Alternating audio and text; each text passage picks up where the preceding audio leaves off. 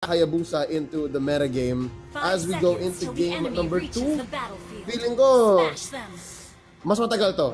That's the kind of prediction I'm gonna say. I can't give a score, legit, kasi binigla tayo ng LP kanina eh. So, if anything, I will say that this game will last a little longer than game number 2. That's for sure kasi alam na ng Bren ang gustong gawin ng LP. Agree. And of course, with this, we are heading on to our second game of our first series, which is of course under the supervision and regulation of the Games and Amusement Board. And looking right here into our triple cameras right now, we are seeing a 1-3-1 lineup for both sides of our teams, but both of them not really making a move in terms of potential invades. Pero ito na, mukhang sisidap dito si EJ sa kanilang purple buff, trying to at least do a similar play, denying any buffs coming in from their core. But I look at this, Aspect is going to go into the orange buff first, and this is going to make Bren Epro at least go back into their fundamentals to get the economy right.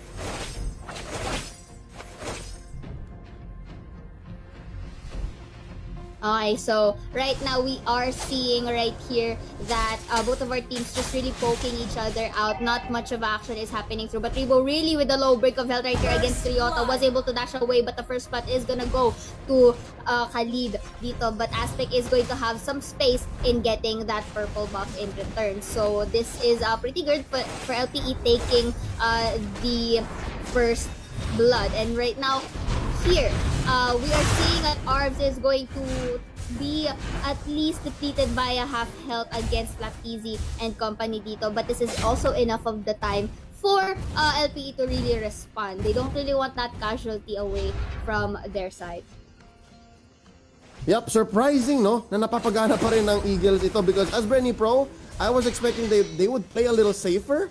But right now, as you can see, KARLTZY already ended up in the top lane. First blood being scored onto RIBO. I actually expected Flap to be using this Lapu-Lapu. Pero yun nga, mas siguro gamay ni Flap ang Yuzhong, and RIBO is the eternal Swiss Armides, engaging with the Tempest of Blade sa baba. FLAPTZY with a defensive Black Dragon form. Okay, luckily though, Aspect was able to escape that dive. Kahit sila nga naman yung nag-commit doon, because you don't really want to give some space for Bren Epro to actually escalate their economy here. So this is good call for ARVS, using the meteor showers to shove away the Lancelot into going back into his turf. So again, with our side lanes right here, wala masyadong action because both of our teams really need the resources that they need. But look at this coming in, the pressure for EJ. It really will take a lot of damage from that Chang'o and the quite right here. Transform is going to be in there, but it's not going to connect to anyone, so this is going to force them a disengage and will be opting for the objectives instead. Pero many people are in the vicinity. Meanwhile, onto the bottom side, tamang haras lang dito para hindi nga sila makapag-push through. But look at that, Ejector is gonna come through for PHEWW. Uses the flicker right here, and RYOTA is gonna free hit, tries his best, and they will be getting that kill, but that's the trade coming in from the Valier. Tempest Blaze will be used, but it's not gonna connect to anyone right here. EJ tries to go in, but Lakon did not connect to Ling and was able to go for that disengage. What's happening essentially is Bren Epro, nagpapagat sila. Essentially, sinasabi na sa Eagles, sige, aggressive kayo. Sige, papasok kami ng konti. And that's the story here. Look, EJ finding the Hurricane Dance onto RYOTA. Pero si RYOTA lalaban. He actually wins it. Rampaging Sandstorm into the first skill, going back and forth, babagsak ang Lapu-Lapu, and EJ is gonna retreat. Wow! Eagles lost the battle in mid, pero mukhang may bawi sila sa taas. The fact that the KOLIN was able to really survive in that 2v1 fight is really one of the keys for LPE. So BEEMO here is going to eject the orange buff, I think, for distraction, but that's what we'll be using his ult right here, coming from the shove of the Valier, and we will be the one to finish the life of BEEMO back there. Pero mukhang babawi dito ang LP as they will be shoving into the bottom side, but it's not really enough to get the Yuzhong since he is deeply hugging that tower over there. So this is going to make things go back once more, getting economy and defending the towers that we have. So Lancelot again will be trying to at least harass them into thinking na baka they will be going in for some engagements. Pero you know what, I think No, actually not, I think.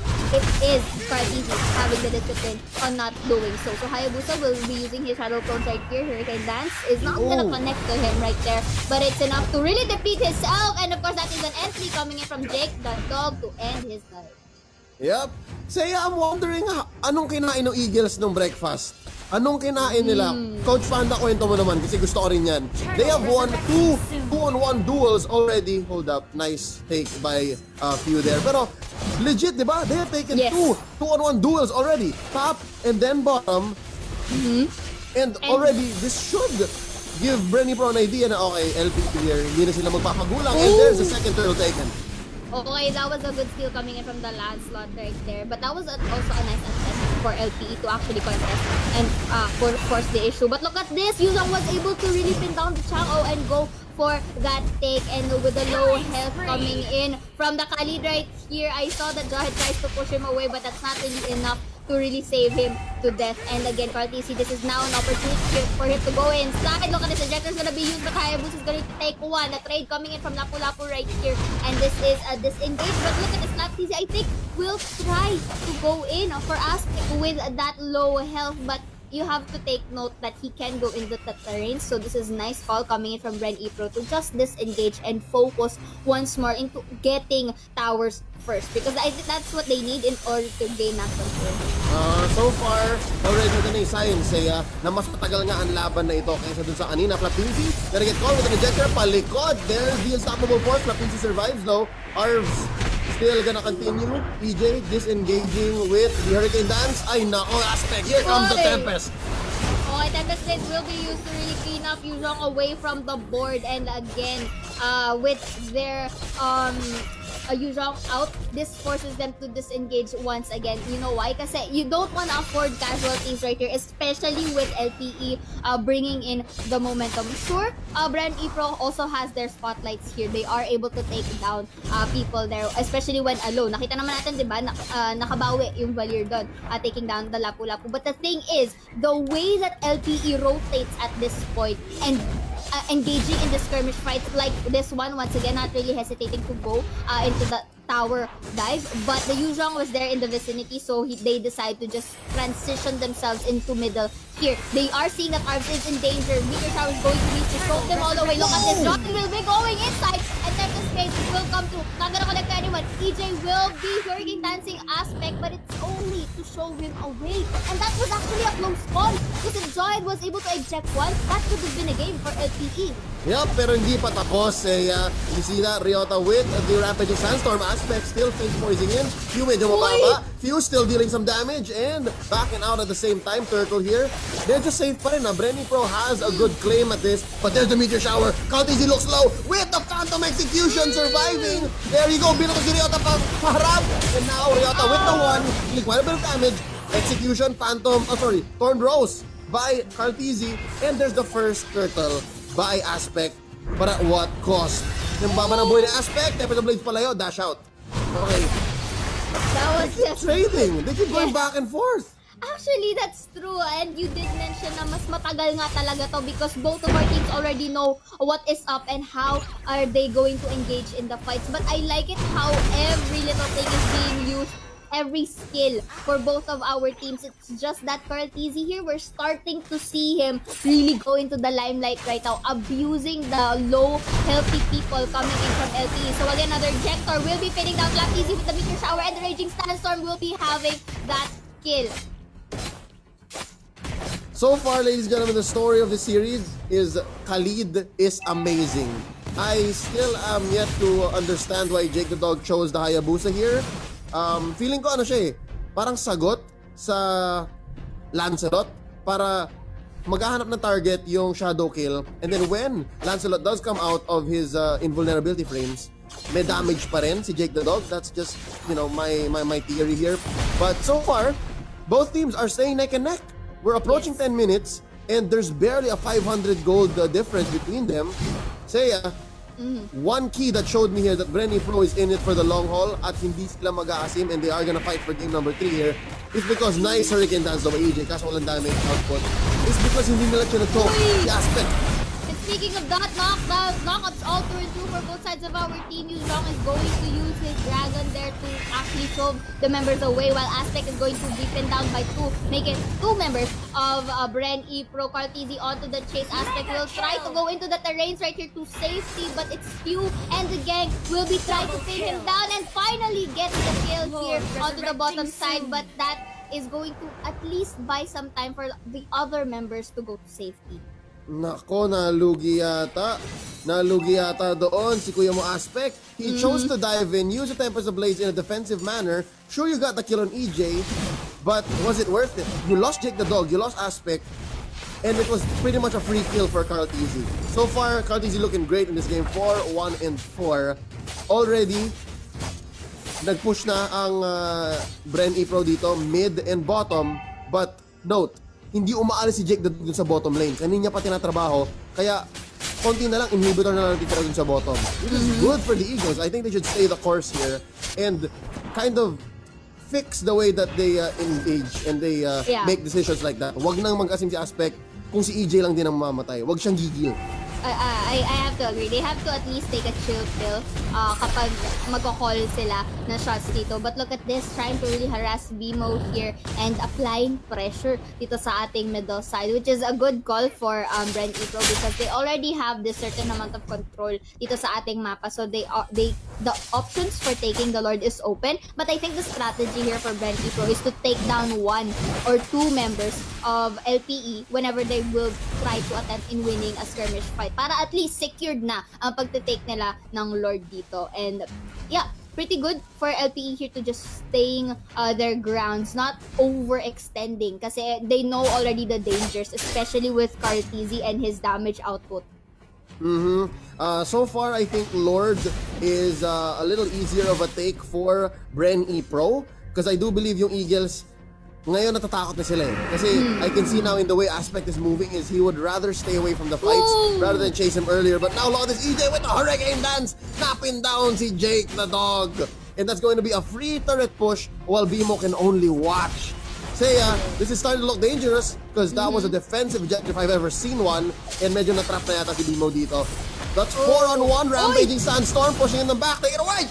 Okay, so that was a beautiful sensor coming in from the Kali. But take note once more, Leo, that this is used defensively para makasurvive si BEEMO doon. And Chang, with that meteor showers to at least put on some harassment doon para hindi na sila mag-push through with the fights that Bren initially planned out. So this is back to them getting the economy. But look at this! Ejected si KARLTZY dito into the terrains of LPE but was not able to take the follow-up damage for him to be off the board. And you know what? KARLTZY uses his ult to dash out but goes back into the game anyway. And look at this ejector was again to be used. Pero corner dito si BEEMO right there with all of that fiasco happening not yet. Overtime, this place will be used to trade in the Valier. But that is, I think, enough for LPE to just disengage and do not force the issue because another casualty can really mean big for Bren Epro in pushing the lane. Yep, 1-for-1, BEEMO for FLAPTZY. I call that a wash. Feeling ko fair naman yon. And if anything, lamang pa yata ng bahagya ang Bren Epro. That is the engagement or one of the better engages para matarget talaga si KARLTZY or si FLAPTZY dito. But then again, FLAPTZY is out. So, again, it's closer to a wash, but Bren Epro a little more ahead here if only not the Eagles were more mobile. Tignan mo, ang bilis mag-rotate ni JAKETHEDOG at syempre naman, Finch Poise dito ni Aspect. I gotta say, ARVS on this Chang'e, feeling ko antay tayo lang konti and then he will turn more into a core. But right now, it's more about managing the waves, clearing them up. Now, BEEMO catches out RIBO dyan ka muna. Oh no, in trouble, flicker out. I figure out that was able to be stunned by the Valier. And here, look at this, the entry coming in from the Lancelot. And Valier's just gonna go for the picture. And that once again will be pinning down RYOTA here with 3 members of Bren Epro actively to try to at least have that positive reinforcement. But hindi kaya, hindi sapat. And look at this, Lancelot will be having a trade of his own. But the Hayabusa is just gonna end things through with Chang'e there with following up of that damage. Tempest Blaze right here to compensate for that loss. And he's just gonna take Valier down and an opening to take the Lord for the side of LPE. They managed to turn the tables around. Oh Wow, Seiya, this is going to be the most free Lord they'll ever have in this game so far. 15 minutes in. That's the first Lord for the Eagles. And finally, I could have sworn Aztec was not gonna make it. Pero buti na lang naspatan niya. Hindi ko alam kung minarkahan nga ba or maganda ang communications ng tropa ng LPE. But they did say, Aspect, nandyan si RIBO, ay nandyan si FHEWW, nandyan yung Valir, pasukin mo. And of course, he had the ult, he had energy to spare, and they got it. An amazing 3-for-2 sweep leading into the clutch Lord here marching up top.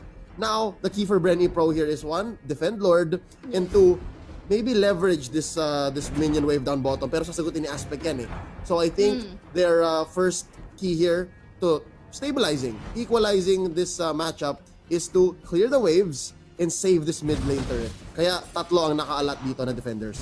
I agree with you on that. And they also have to take note as well of Aspect going into the backlines, especially now that LPE is really applying pressure to actually most of our lanes. But they will be sticking into the top side here with a lot of population coming in. Hayabusa for the entry right here against FHEWW. At papasok na rin on the Digester coming in from EJHAY. Will be taking them down. Actually, no, EJHAY is going to survive, getting onto space, but that is enough to open up the tower on the top. And look at this, the Ling just really going all out, taking down the one, but the usual for the trade, and the low help coming in from the BEEMO and company is going to force them to back away, which is a good call. But look at this, KARLTZY. Nag-a-asem si Karl.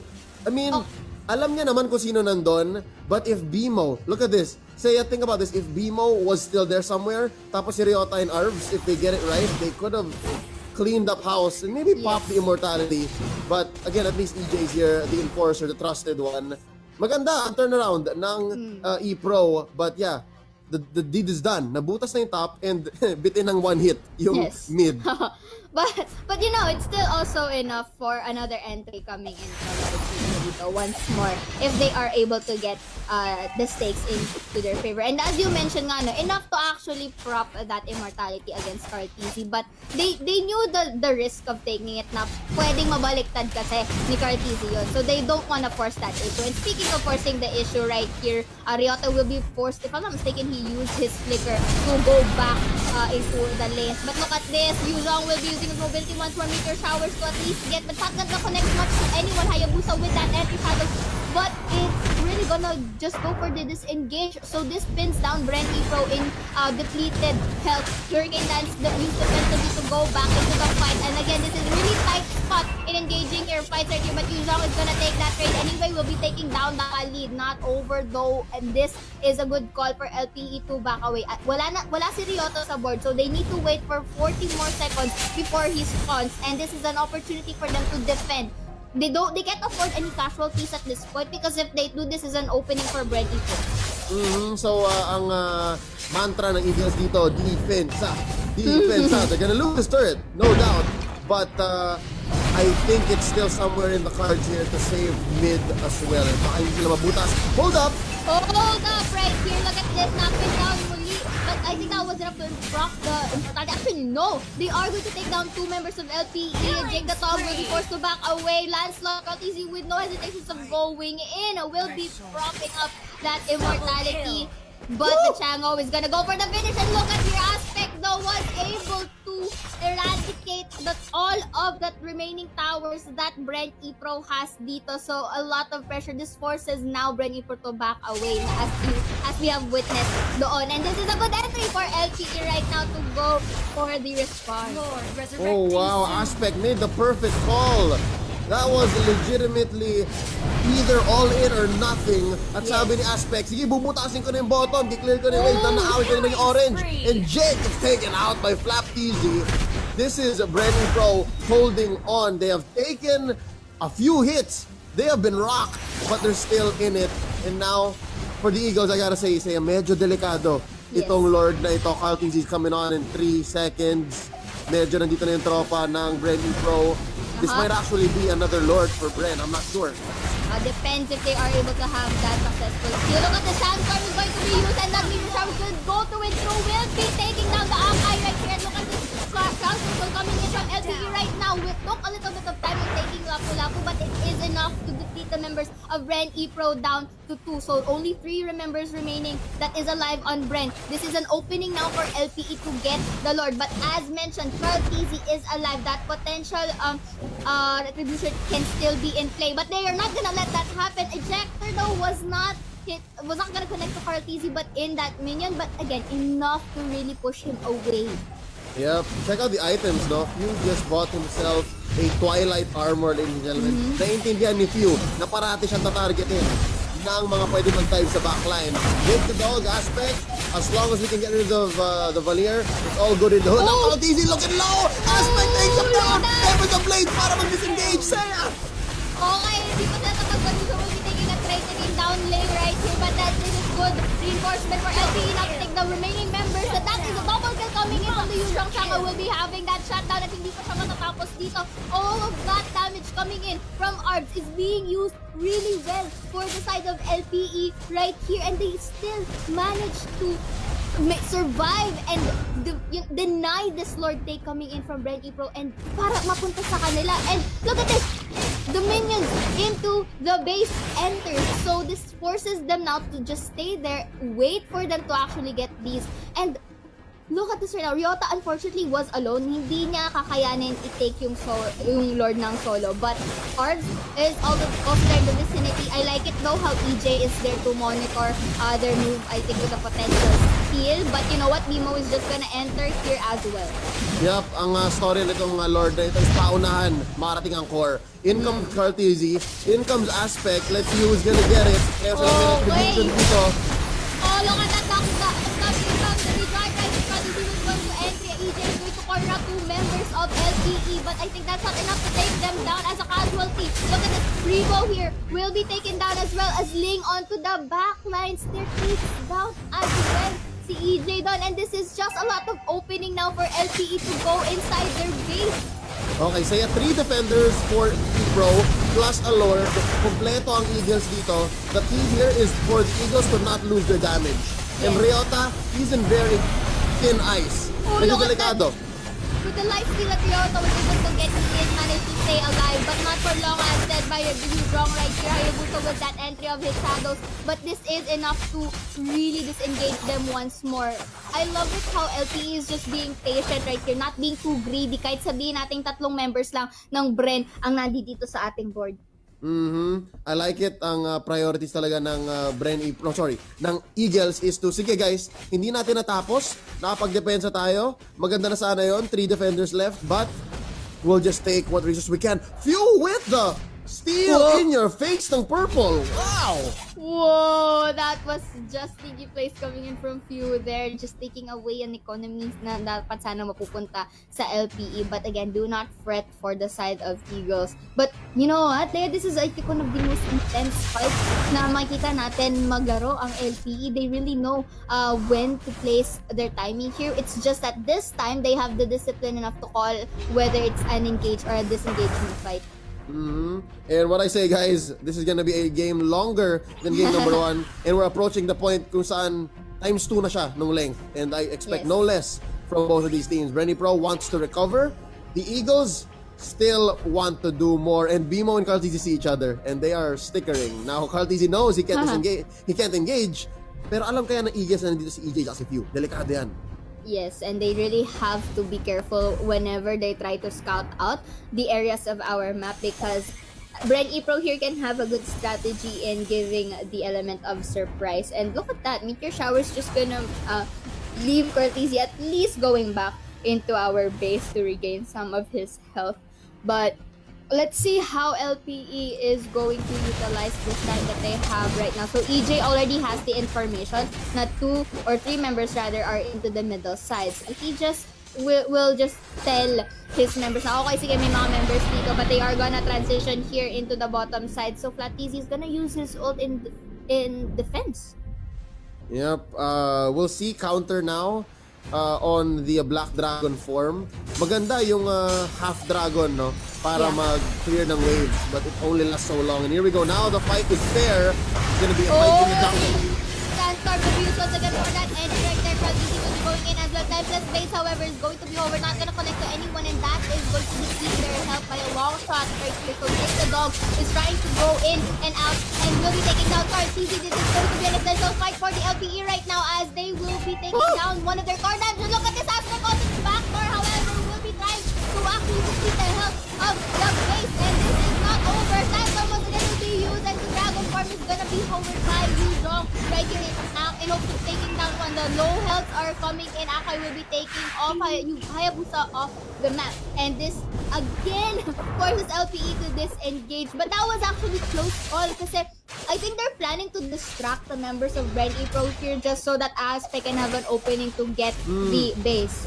Pero Seiya, I feel like that was too much of a gambit. Masyado pang maaga para gawin yun, and kulang sila ng waves. Maybe if it was 2 waves crashing in from top and bottom, tapos kasama si Aspect, then maybe you leave him 5 seconds, a solid 5 seconds, and we might have a case. We might have game number 2 in the bag. But that just wasn't it. Yung laban masyadong malapit doon sa base ng Bren Epro. Kaya kahit wala si KARLTZY, kayang sumagot. Maganda pa rin, relatively, ang board wipe, ang clear ng Bren Epro. You have FLAPTZY, and you still have RIBO, who is a better duelist, but is an okay wave clearer. So right now, reset sila. Dahil may Lord, tig-isa na sila. I think this next one should make the difference. Whoever gets this Lord here, kahit na lamang ang Eagles dito, on the map, I'd say, Bren Epro, if they get this Lord, could just finish wherever lane they choose. Okay, this is pretty risky for the side of Eagles with Ling being absent. But look at this, Hayabusa is gonna compensate with that and depleting the health of FLAPTZY. But look at this, the life steal capability to him is just too real. At this point, at nagpapagulo lang dito si Aspect, and the space can be used for RIBO. But actually, that's a good call. Kasi it was forced to dish out the Tempest Waves of Ling. Kasi ngayon pa lang siya papunta dito sa ating Lord side, and him without having that ult, means that he has to reset the cooldown bago siya bumalik ulit in ever may mangyayaring teamfight. Yep, and looking where this next teamfight might happen, if it happens close to Lord, that's good for Eagles. Kasi, again, Aspect can just do this, pwede silang manggulo. If they manage the waves right, they can do what land to do anyways. And if they can, again, backdoor, that's what we call it, guys. Backdoor para patingin mo yung base ng wala yung laban, na wala dun yung minions mo, wala dun yung mga kampi mo. Then, kung magawa nila yun habang wala pa si Lord, then lamang. But right now, I think there's a big team fight happening. It's gonna be decided by this. Okay, Samson's gonna be used. Not gonna connect to anyone right here, but this is a good aggression coming from LP. Decides to give up on the Lord and actually take down RIBO of the map. So, with -1 sa Bren Epro, this could be a potential Lord take for LPE. But Bren Epro, knowing this, they are also going to stay in the vicinity for that steal attempt. And take note, buhay pa si KARLTZY dito. Pwede niyang i-retribution yung Lord dito if ever the situation deems fit. And so right now, sinisimulan na ng LPE to abusing the fact that RIBO is off the board. So that's kind of like a minus for them in terms of crowd control. But speaking of crowd control right here, look at this. KARLTZY is going to back away for now. RYOTA with a low health, but still has the immortality though. So the Lord here trying his best for the channel to actually go and inflict some damage. But they managed to shove away Bren Epro right here. And finally, the Lord has been taken for the sides of LPE. Grabe, Seiya, that's a 2 or 3 layered Lord take. 1, managing the lanes, top lane, para may mapilitan kang sumagot doon. 2, you picked out at least 1. May isang kulang sa kanila, so kulang sila sa manpower, right? Yes. So they have 4 members. They have to send someone up, and then they have to send someone to defend against you and to clear waves. And then lastly is parating may nakabantay kay Lord. If you did that the wrong way, na-reset yung Lord na yan, and you would have had to start from square one. Now, the fact that the Eagles have executed means isa pa silang libreng Lord, and now they can just pressure all the more. At this point, we're approaching 30 minutes, sobrang kunat ng Lord na ito. Yes. I feel like Epro has to pull something from somewhere. Dahil ito na, this is the defense. Okay. So Lord is gonna enter the door. Jekker's gonna be used against EJ right here. So unahin na rin sa from gagamitin against RIBO going to connect. But look at the Hayabusa with him. Shadows will be depleting the health of Bren Epro. Kaido will be taking down the lead of the map. But it's enough for the Lord to go for the ending. And game number 2 goes to L.